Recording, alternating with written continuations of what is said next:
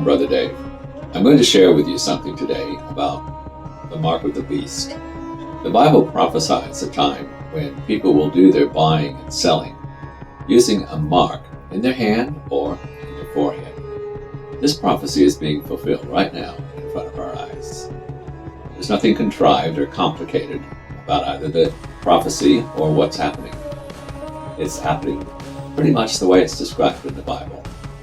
Media reports almost daily tell us about progress being made with a tiny implant that you can have put in your hand, and then you just wave your hand in front of a scanner whenever you want to transfer funds, either to or from a bank account, without any money changing hands.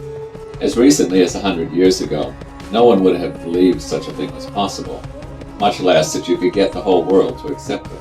But today, it's almost a foregone conclusion that this is how we're going to do our business in the future. The Bible goes on to say that this mark is the ultimate insult to God.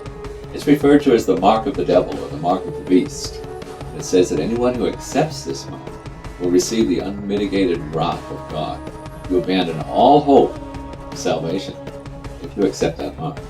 So what are the Christian churches doing about all this? Sadly, almost nothing. A tiny minority of churches do have something to say about the mark. But even those who were warning people quite seriously in the last century about accepting the mark are now beginning to change their tune. More and more, they're talking about how a loving God would not punish you just for taking the mark. That if you said this magical prayer, it ties God's hands. And so He has to accept you on your terms, not His. In the Gospels, Jesus didn't say anything about the mark of the beast, but He had a lot to say about money in general. And the mark is really just the final step in the evolution of money. What Jesus did say is that we have to choose, surprisingly, not between God and the devil, but we have to choose between serving God and serving money. He said that if we would work for His Father, then God would take care of our material needs. On the other hand, He said if we tried to work for both at the same time, we're going to end up despising one or the other. Think about it. In our lives, which one gets first claim on our time? Which one has to settle for the leftovers? What we would answer to that question now is the strongest indication of which path we would take when the choice comes down to starving to death or accepting the mark of the beast.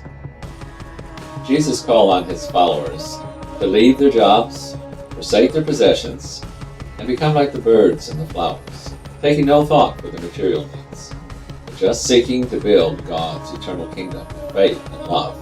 He said that if we hear that teaching and don't act on it, we'd be like a foolish man building his house on sand. When the storm of God's judgment comes, that house is going to be totally destroyed.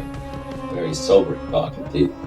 In the 13th chapter of my end-time novel, Survivors, we read about a small group of believers who dare to trust God for their material needs, rather than take the mark. It brings some serious inconvenience for them, but at the same time, they discover God providing for them in other unexpected ways.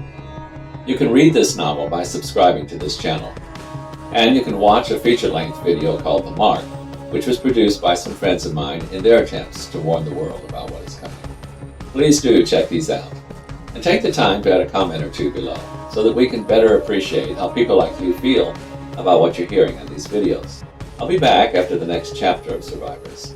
In the meantime, please keep following the Lamb.